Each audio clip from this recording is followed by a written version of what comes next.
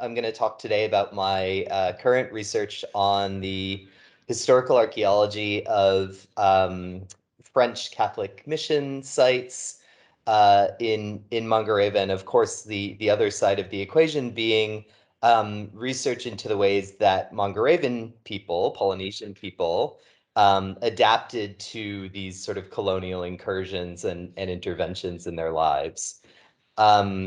I've just been in the field. I got back from French Polynesia a little bit over a week ago, but it's been really nice to kind of sit down and synthesize the data that I collected while I was there. And what I'm going to do today is basically take everyone on a very brief kind of whirlwind tour through the islands, specifically focusing on buildings such as the one in this picture, these sort of stone, both volcanic stone and coral limestone constructions that were built between the 1830s, 1840s, and the turn of the 20th century.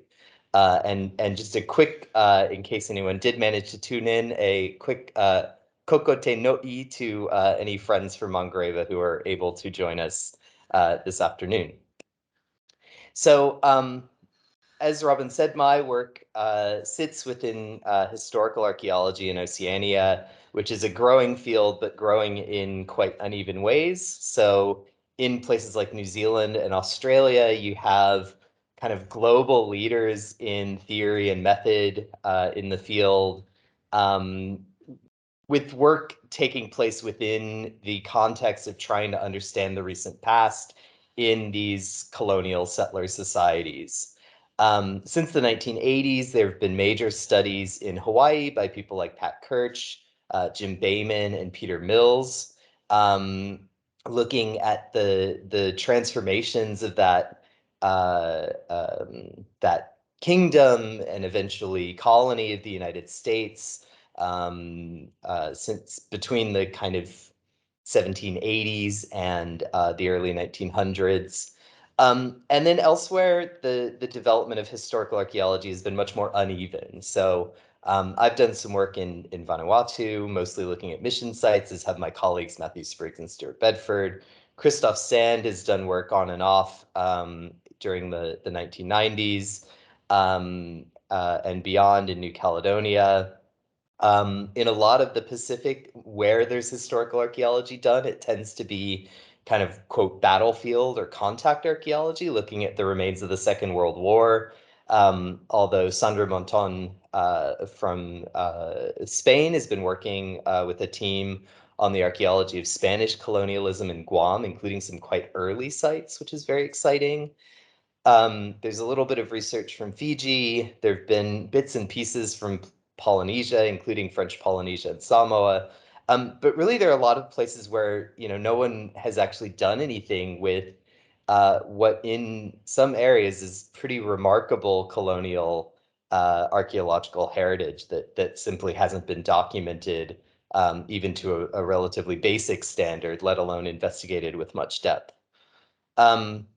So my current work is going to be focusing on the islands in Mangareva, and just to clarify, there's a specific island called Mangareva. Like in Hawaii, we use that to refer to the group, though people also will talk about the Îles Gambier or the Gambier Islands, which includes both the main islands in the Mangareva group and the atoll of Temoi, which is about 40 or 50 kilometers away. As you can see, that sort of triangle is the rough boundary of French Polynesia in terms of, if you're trying to put a scale to it, we're talking about an area roughly the size of continental Europe. And the Mangareva group sits at the far southeastern part of that corner of the triangle, roughly 1,700 kilometers southeast of Tahiti, if people know where that is. The islands themselves are remnants of an ancient volcanic caldera that has since sunk into the sea. It's surrounded, as you can see, by what people refer to as motu or coral atoll environments. So these are sort of low limestone uplifted coral reef that provide the boundary for the lagoon. And then the islands, the main islands, are remnants of volcanic peaks that once existed, in this region. And my research focuses on the four largest islands, Mangareva, Aukena, Akamaru, and Taravai, which are the islands where the missionaries focused their activities over the course of the 19th century, and which would have been the largest kind of populated islands in the group. Although throughout the Mangareva Islands, we find evidence for human occupation during a pre-European period. So just a bit of timeline, so people have some context. Recent work by Patrick Kirch, Guillaume Moll, and others has dated an initial kind of, quote, discovery of Mangareva by Polynesian navigators around 850 CE based on a high precision uranium thorium date on a coral abrader that was found in a rock shelter site. But the main kind of evidence for human settlement, modification of the environment, and really kind of making any kind of major impact on the landscape comes a couple of hundred years later. Mangareva was always, from an agricultural perspective, a bit kind of marginal in terms of the classic kind of Polynesian agricultural regime, focusing on crops like taro and yams, and a bit later on kumala, or sweet potato. But nonetheless, it was occupied for many, many centuries. People adapted into the landscape. They constructed a system of marae, villages, agricultural sites, etc. And then in the end of the 18th century, they have the first real direct kind of contact with Europeans with the visit of the Duff, a British ship. The name Îles Gambier is after the patron of this particular voyage of exploration and discovery. As you know, this sort of 18th century drew to a close, Europeans shift from trying to figure out what is in the Pacific to then kind of beginning to think about what to do with it. And you know, in the kind of colonial mindset of the times, they basically focused on commerce. What kind of economic exploitation can they eke out of the region, and also saving souls through missionary activities, which became the two main kind of foci of European imperial powers during the 19th century. The main players in this region being Great Britain and France. And in general, British missionary endeavors, which have been the focus of most of the existing research in Oceania, supported Protestant missionaries, and French endeavors supported Catholic missionaries. And there was very kind of intense competition, as one can imagine, between those two operations. So in the 1830s, after failing to establish a foothold in the Society Islands, partly because the British Protestants had beaten them to it, a group of French Catholic priests belonging to the order of Sacres Coeurs, or Sacred Hearts, also called the Picpus brothers, arrived in Mangareva. After establishing a foothold in the islands, they set about constructing a series of stone houses, churches, cathedrals, and schools. During this period, they identified a high chiefly lineage on the island of Mangareva and established a, quote, royal dynasty under Maputeoa. And in addition to changing these kind of patterns of, say, worship and education and domestic life, people also, the missionaries also encouraged a shift towards focus on the economic production of what in French is called nacre. In English is kind of confusingly called pearl shell. But when you're thinking about it, think not the shiny little ball, but the pearl. Pinctata is the genus of this particular shell. For all of you shellfish fans, it's actually the shell itself, the shiny surface of the shell itself, or the quote mother of pearl, that was used for various things like inlay and buttons and other kinds of commodities that were sold widely in the 19th century global market.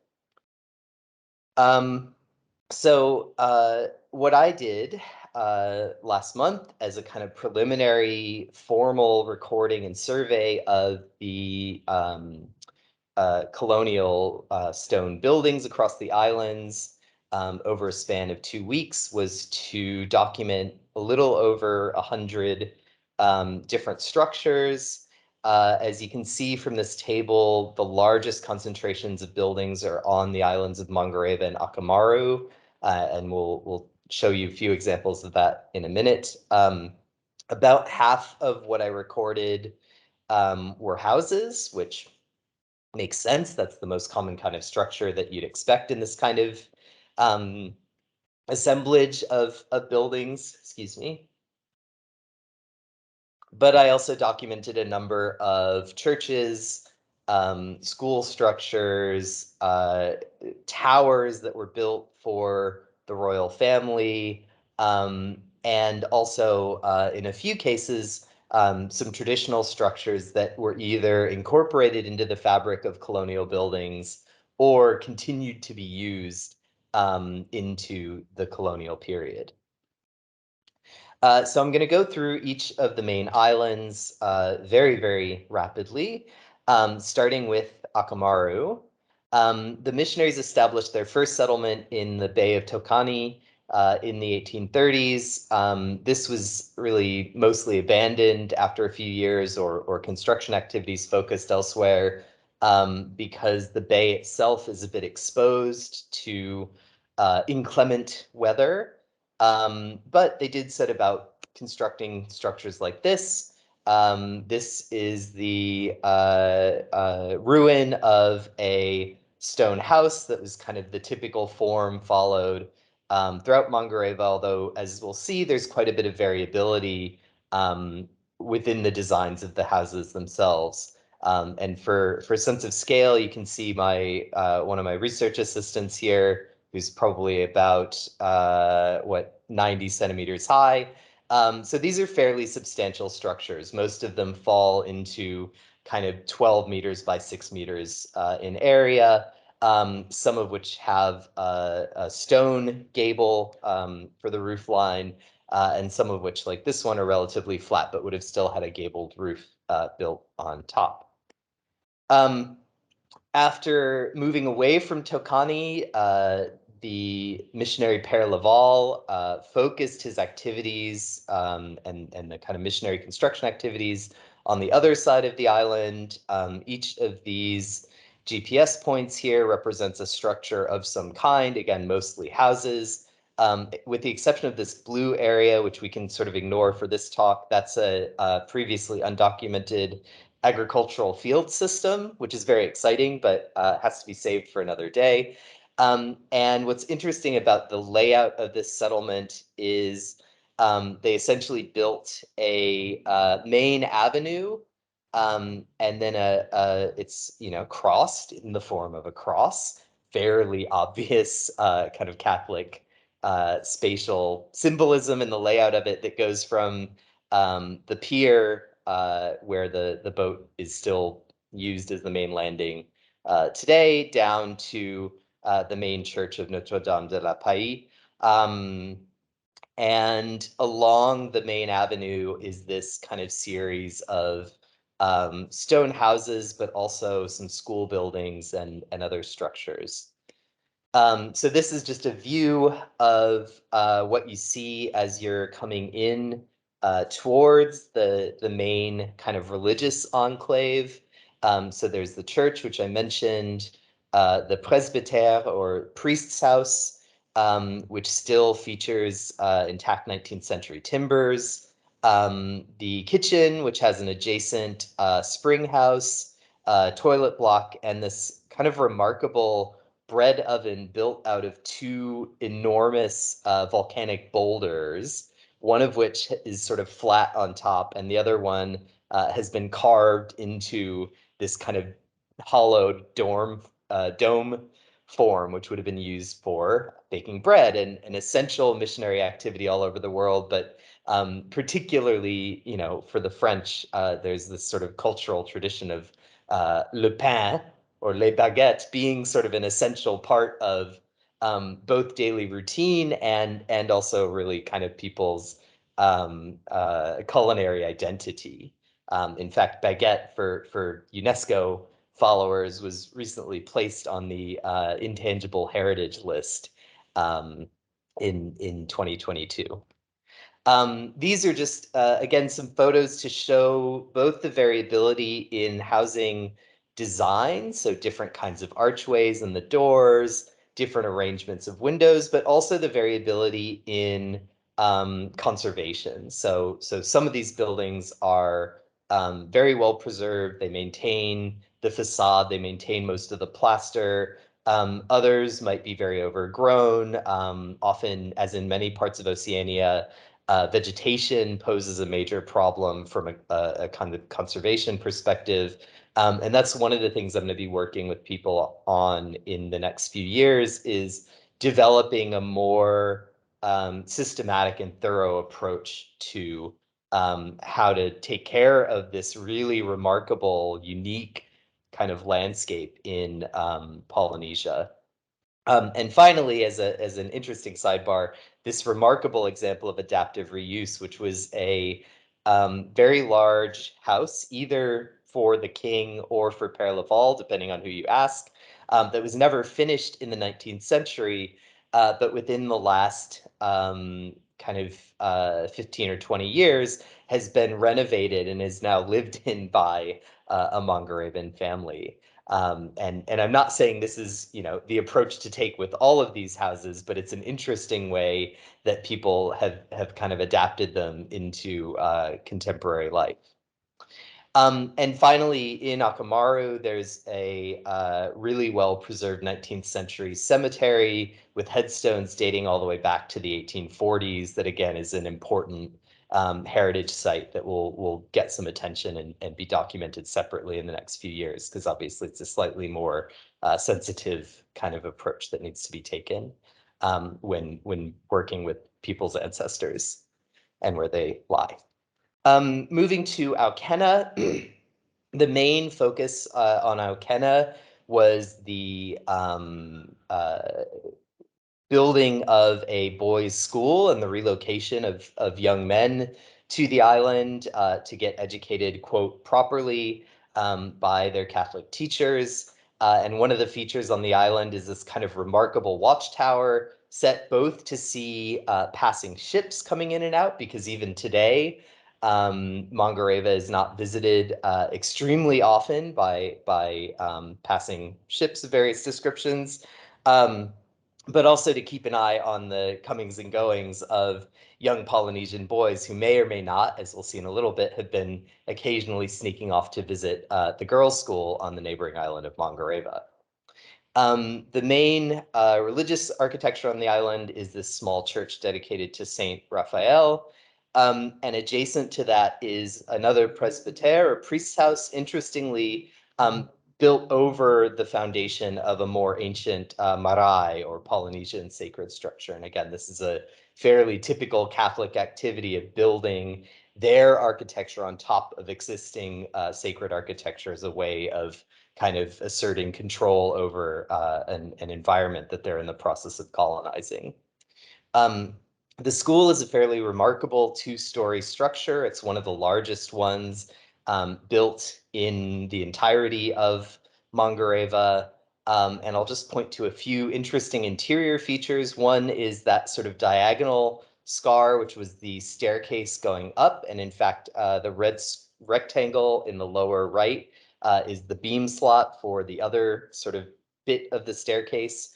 So this is the main kind of central entrance hallway with doors on both ends, and then there would have been a staircase up, and what it looks like is that the ground floor had kind of offices and classrooms, and then the dormitory would have been on the upper floor, which is, again, I think partly an efficient way of keeping track of who's coming and going, making sure everyone ends up where they're meant to be within the school. Nearby, not too far away, is another one of these stone bread ovens. So you get at least one of these, or a few on each island and in each kind of missionary settlement. This one is kind of unique for having both a limestone milling stone for grinding, and a volcanic stone that's been modified to have this rectangular groove for grinding both flour, but apparently also oil in some way. I'm still trying to figure out, that's a local tradition, and I'm trying to find kind of the documentary evidence to explain it. Moving to Taravai very quickly, you can see there's ongoing kind of conservation work that's happening in a slightly clandestine fashion, but restoration of these buildings is periodical. And this is the Church of Saint Benedict, which is another one of these kind of remarkable, elaborate church structures, very ornate, both in the exterior and the interior. The roof tiles, which had been replaced with roofing metal recently, bear stamps that show import from Toulouse and have this kind of amazing little cherub figure, which might or might not be a kind of apotropaic device. It's quite common in buildings like these from kind of ancient Greece until now to put little faces and things to sort of protect the building. Um, and there's this memorial archway from the Pères de Sacres Coeurs, built in the 19th century, and as you can see, again, had a recent coat of whitewash, but has also deteriorated sometime between the 1980s and today, particularly on that left-hand side. And now finally, the largest island of Mangareva. This is home to the main cathedral in the islands. And interestingly, the cathedral was built on top of this Maison pour les Idoles, or House of the Idols, that shows up in various 19th century sketches and things. So as often happens, there's a big iconoclasm in the 1830s, 1840s. The idols are cast out. They're largely burned or thrown into the sea, although a number of remarkable specimens are collected, largely by the Catholic priests and sent back to Europe, where they end up in various collections in places like France and the Vatican. And then this large cathedral becomes the main kind of focus of worship in the islands, right up until today. And it was also renovated a few years ago, with the funding for that renovation coming from local sources. Around the cathedral, there's various houses, including an évêché, a bishop's house, because Mangareva was enough of a focus of Catholic activity to have its own bishop. There's another priest's house. There's also the house of King Maputeo's uncle, Matua.